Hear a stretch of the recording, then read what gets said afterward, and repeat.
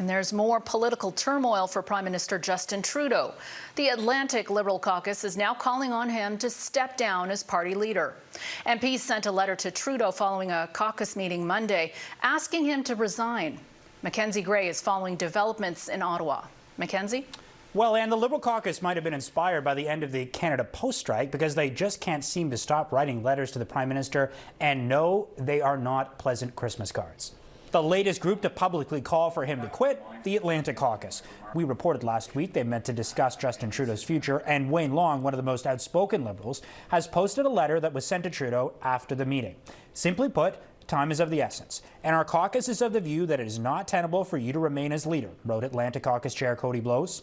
We're confident that you will accept our request and preserve your legacy.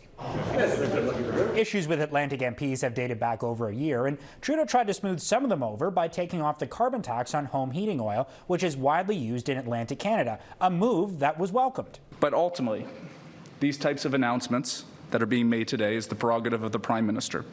And Prime Minister, on behalf of our caucus, I want to say thank you for listening to our feedback, but also showing vision.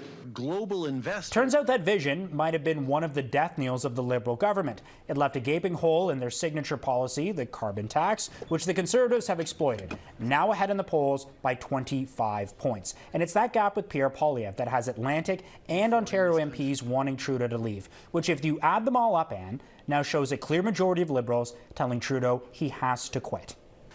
So, Mackenzie, could the Liberal caucus make history by appointing an interim leader?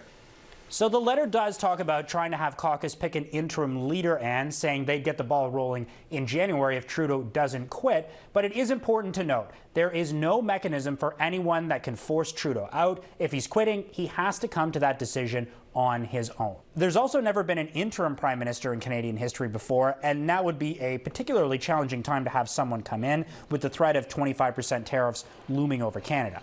If Trudeau does quit, the most likely scenario would be for Parliament to be prorogued, a Liberal leadership race would be announced, and he would officially leave as PM once a new leader is picked. A situation that looks increasingly more likely, Anne, with more MPs calling for Trudeau to leave with each passing day. Mackenzie Gray in Ottawa, thank you.